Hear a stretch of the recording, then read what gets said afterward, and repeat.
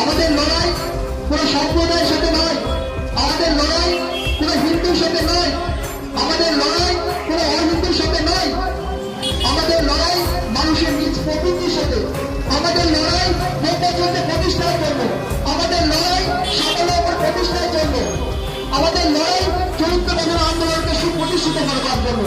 এটি আমাদের লক্ষ্য, এটি আমাদের আদর্শ। তাই তো সুধীরবাবু বললেন, বিশ্ব ভুবন আপন করিতে চাই, তাই তো আমার অতিথিশালায় জাতের বিচার নাই।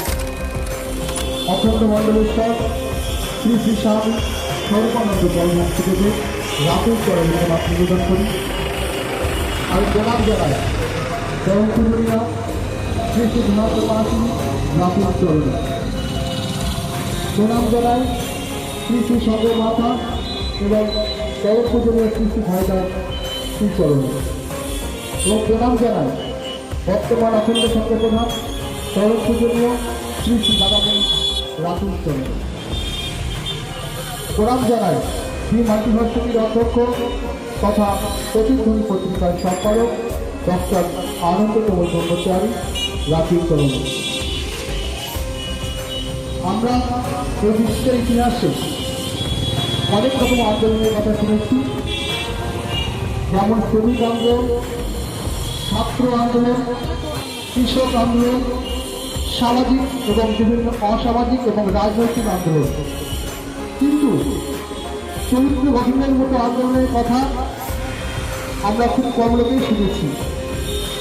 অথচ এই অভিনব তথা অত্যন্ত প্রয়োজনীয় আন্দোলনের স্রষ্টা, প্রচারক, প্রসারক ছিলেন পদার্থবিদুষী, স্বাবলম্বন এবং ব্রহ্মচর্যের জীবন্ত প্রতীক অখণ্ড মণ্ডলেশ্বর শ্রী শ্রী স্বামী স্বরূপানন্দ পরমহংসদেব, আমাদের প্রাণের প্রিয় স্মৃতি বাবামণি। আজ থেকে প্রায় 7 বছর পূর্বে এই মহাপুরুষ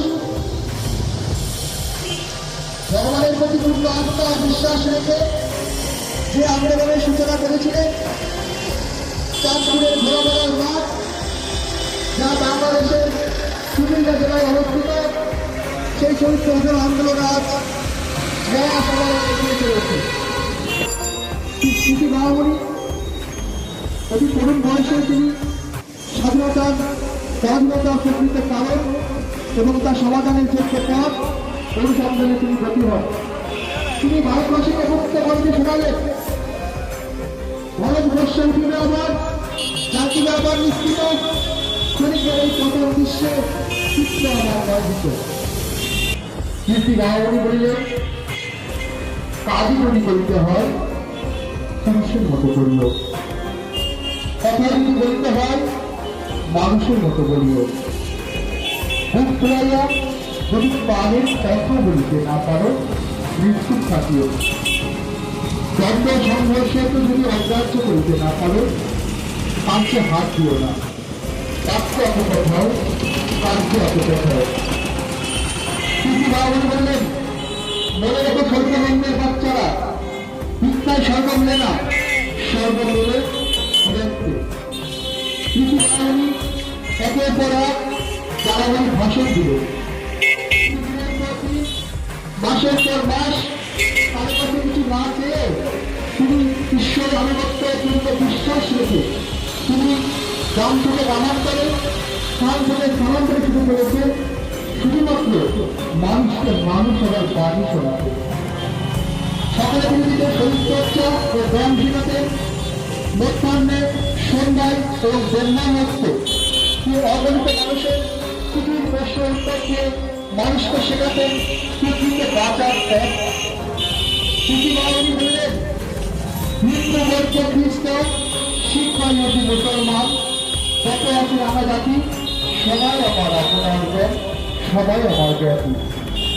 কীর্তি বাবামণি যে আদর্শ, কীর্তি বাবামণি এক করতে বললেন যে মানুষ যে যথাযথ কারণ সম্ভব তিনি ভিত্ত কণ্ঠ বলে গেলেন। তিনি বললেন, যেমন বিদ্যমান পিতা চাই তেমন বিদ্যমাকে মাতা চাই, যেমন বিদ্যুতের বাপ চাই তেমন বিদ্যুৎ সঙ্গে মা চাই। এই ধারাকে যদি আমরা 300 বছর অগ্রসর করতে পারি, 200 বছর যদি আমরা ধরে রাখতে পারি, তবে প্রতিটি পরিবারে মহামানবের জন্ম অবশ্যম্ভাবী। এটি তিনি ঘনিষ্ঠ মাত্র বলে গেলেন। কিন্তু মহামানী বললেন, তোমরা যত বিদ্যায় শেখো, যে বিদ্যা না শিখিলে সমস্ত বিদ্যায় বৃথা। সে বিদ্যা হলো আত্মজয় বিদ্যা। অন্য বিদ্যা শিখেছে ভালো কথা, না শিখলেও কিছু দোষের নাই, কিন্তু নিজেকে আগে জানতে হবে। নিজের চেয়ে নিজের বন্ধু নেই, নিজের চেয়ে নিজের শত্রু নেই। যে কামনাকে বশ করতে পেরেছে সে নিজেই নিজের বন্ধু, আর যে কামনার বশ সে নিজেই নিজের শত্রু। কিন্তু মহামানী বললেন, যত ভাবের দোকান খুলিবে তত আমরা আন্দোলনকারীরা তত বেশি গর্জন মুখর হইব। আমরা মানুষের নিন্দা করিব না, আমরা নিন্দা করব মর্তকালের অভ্যাস থেকে, আমরা নিন্দা করিব অভিচারের ষড়যন্ত্রকে, আমরা নিন্দা করিব দুর্যোগের চপলতাকে। কিন্তু মহামানীর যে আদর্শ, সে আদর্শ নিয়েই আমরা এগিয়ে যাওয়ার চেষ্টা করব। কিন্তু মহামানী বললেন, পৃথিবীতে যত পাপ আছে, নারী সতীত্বের আঘাত দেওয়ার চাইতে বড় পাপ আর পৃথিবীতে নেই। এর থেকে জঘন্যতম পাপ পৃথিবীর ইতিহাসে আর কোনো পাপই সৃষ্টি করতে পারেনি। তাই এই পাপের বিরুদ্ধে আমাদের খড়গহস্ত হতে হবে। এই কথা আমাদের বিস্মৃতি হলে চলবে না। প্রতিটি নারীর বুকে আমাদের সতীত্ব রক্ষার আগ্রহ দিতে হবে, বল দিতে হবে, সাহস দিতে হবে।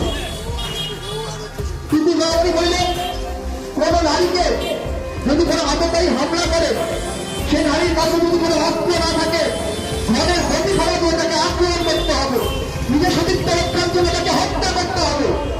হত্যা করে তারা বলবে, যদি তাকে হত্যা করতে সে না করে, সেই ক্ষতিখানায় সে নিজের প্রাণ দিবে, তবুও সে আততায়ীর কাছে নিজের বর্ষতা স্বীকার করবে না। কিন্তু মহামানী বললেন, সতীত্ব যদি না থাকে, তার আগে প্রাণের মায়া ও ঘৃণা অচিরে ত্যাগ করিতে হবে। এটি হল শ্রুতি মহামানীর আদর্শ, এটি হল শ্রুতি মহামানীর লক্ষ্য। আমাদের লড়াই আমাদের কোন জাতির সাথে নয়, আমাদের লড়াই কোন সম্প্রদায়ের সাথে নয়, আমাদের লড়াই কোন হিন্দুর সাথে নয়, আমাদের লড়াই কোন অহিন্দুর সাথে নয়, আমাদের লড়াই মানুষের নিজ প্রকৃতির সাথে, আমাদের লড়াই ব্রহ্মচর্য প্রতিষ্ঠার জন্য, আমাদের লড়াই সাফল্য প্রতিষ্ঠার জন্য, আমাদের লড়াই চরিত্র গঠন আন্দোলনকে সুপ্রতিষ্ঠিত করবার জন্য। এটি আমাদের লক্ষ্য, এটি আমাদের আদর্শ। তাই তো শ্রুতি মহামানী বললেন, বিশ্ব ভুবন আপন করিতে চাই, তাই তো আমার অতিথিশালায় জাতের বিচার নাই। আসুন সবাই সকলে মিলে আমরা একত্রিত হয়ে শ্রুতি মহামানীর আদর্শকে যেন আমরা দিক ভিত্তিক ছড়ে দিতে পারি, এটি আমাদের লক্ষ্য, এটি আমাদের আদর্শ। এই আদর্শ নিয়ে যেন আমরা আগামী দিনে চলতে পারি। জয় গুরু, জয় শ্রুতি মহামানী, জয় শ্রুতি মহামানী, জয় অখণ্ড শপথ, জয় গুরু।